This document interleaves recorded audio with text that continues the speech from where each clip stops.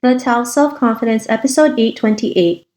Welcome to the Tao of Self-Confidence, where I share stories of amazing women who have discovered their inner journey to self-confidence. Visit our website at thetaoofselfconfidence.com. Your inner journey to self-confidence awaits.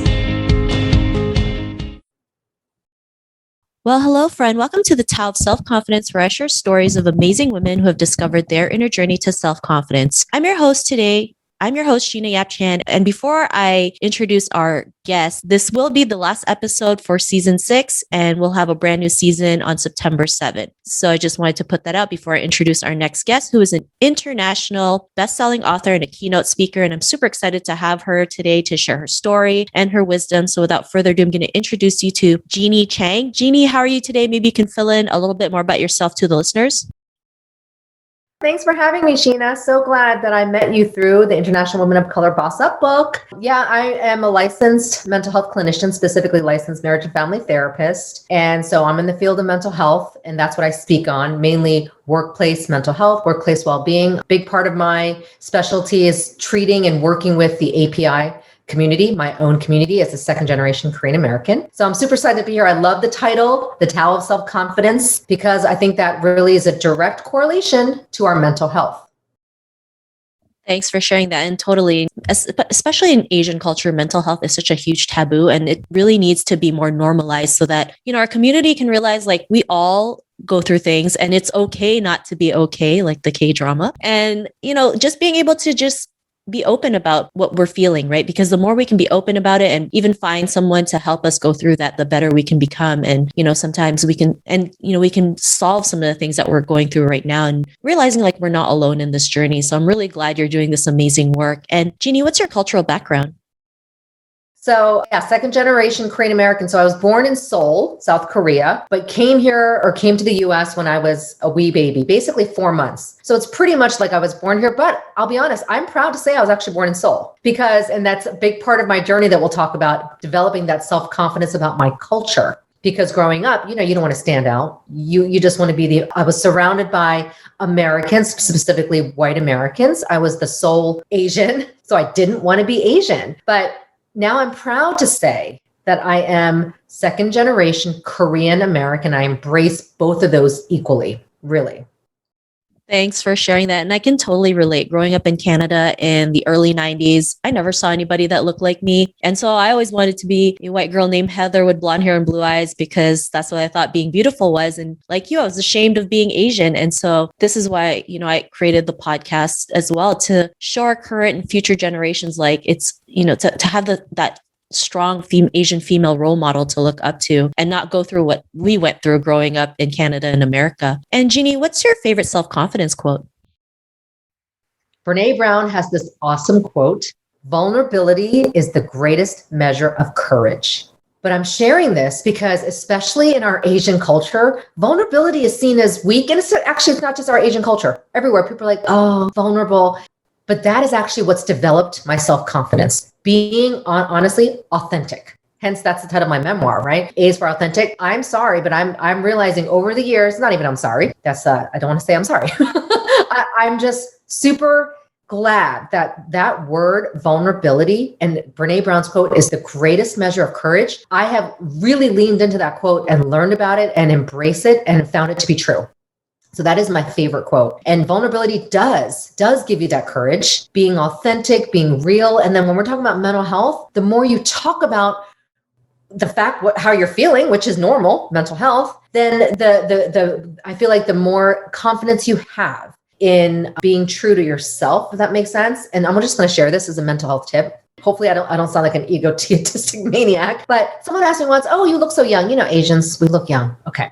I said it recently and I didn't realize it connected, but it has to do with self-confidence. I go, you know why? I feel like maybe I also come across with a lot of energy because I was born that way, but also self-confidence that I've learned to develop, really embracing myself, being vulnerable when I need to be and being real I felt like giving me youth. Does that make sense? And I know that sounds funny, but I feel more like 25. I'm not going to tell you my age, but obviously I'm 20 years older, but I don't feel my age because of that self-confidence. Thanks for sharing that. And I love that quote. And I can totally relate because the more you can just let go of everything and open up to all your feelings, like you're letting go a lot of baggage. And so it doesn't feel heavy, it feels light. And then you feel a lot better and you start to look younger and then you have more energy because you're not drained from all the things that's been holding inside of you, right? Like we all do that. We were all good of like holding everything in. And because of that, it actually hurts us. And it's hurting us a lot right now, especially with what's been going on with the Asian hate crimes. Like our silence is literally killing us. And that's why it's so important to speak up and be vulnerable and be okay sharing these stories because there's someone out there who can relate to what you're going through. So I really love that quote that you mentioned, Jeanie. And also this whole topic of mental health is so important, especially in our Asian community. And in your own words, how would you define self-confidence? Sure. I really think it is honestly understanding and constantly learning about yourself and then embracing that, including what we'd say is flaws or how you look at flaws. That makes sense, but not focusing on the flaws, which by the way is very Asian to go, what you're not good enough at, right? And our parents would harp on us saying, you need to do better. But because I'm in mental health, I reframe that saying, listen, yes, there are things we can always do better or things we're not good at, but you actually focus on that, it defines you. But when you can focus on the strengths, so that means discovering your strengths. And I say discovering because new strengths may come out depending on the journey you're at. Like when I was a stay-at-home mom, I never would have imagined that I'd be where I was now. Honestly, I didn't plan to be in this field. So all of that is a different strength that's shifted. And this is the strength I see now is very different 15 years ago. So that's why I say is self-discovery. And then my favorite word, introspection, examining yourself. When I say examine, really examining and to find that self-confidence, but look for it. We tend to look at not the self-confidence, right? We pinpoint all our flaws. And of course I say, yes, then that'll define you. But if you go, you know what, Jeanie, you're right. I really enjoy speaking. And I find that my strength lies there, then I'm like, then I think you need to do more speaking. I love that. Thanks for sharing that great definition. And I always say if you want to look for the right answers, you have to start asking the right questions. And the more you keep asking those right questions, they'll just appear right in front of your face, right? So I really love that you mentioned that too, like examining yourself, like really like sit down and examine the things that you're good at, that you're bad at. And sometimes our flaws can also lead us to our greatest opportunities. So, it's more like embrace them, embrace your mistakes, be okay with it because we're all human and we're not perfect. So thanks for sharing that. And Jeanie, what was your life like before your discovery of self-confidence? It's funny. I'm still discovering self-confidence. You know why I'm sharing it like that? Is because that doesn't mean I don't have self-confidence. I'm just discovering what it looks like in every season of life. Because I always share identity is fluid. And that's actually a concept of understanding how mental health is. People just think this is our final stage or this is the way we should be and we found it, but then there's no room for growth. So I'm allowing room for growth. So what I want to say is I'm still discovering self-confidence. It looks very different, but if I want to say a specific, I guess, discovery really was when I decided to publish my book. Because that is to me the ultimate form of vulnerability to be like, let me publish and talk about the things I struggled with. And in Asian culture, it's even harder to do that because we're not good at expressing. But that to me was a big form of like, you know what? No, I'm confident in who I am, who I've become, where I am now. I want to share my story.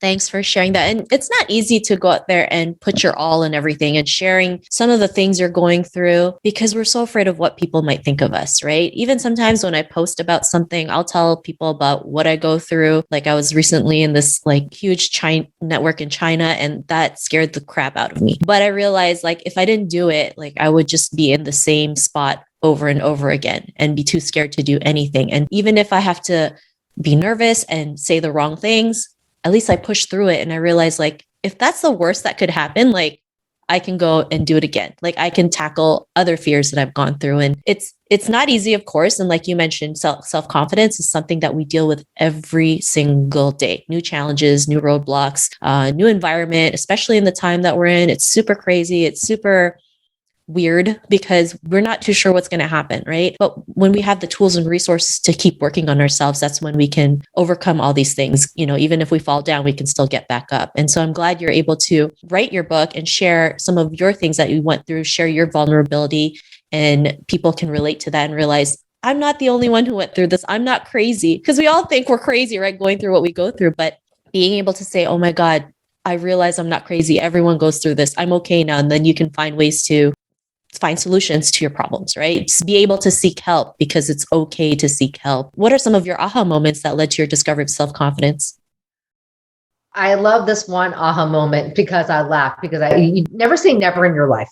You know, when you say never, then it happens, right? So the never say never thing was, I remember thinking about entrepreneurship years ago when I was in corporate America. Then I went back to school for my license therapy, marriage and family therapy. And I remember recalling going when people are like, oh, I want to own my own private practice, be an entrepreneur. I'm like, ew. No, that sounds bad, but I really was like, maybe because I have a corporate background, I don't see myself like that. I thought of myself as a team player. So being in a big mental health organization kind of stuff, and then being a clinician and still being a leader.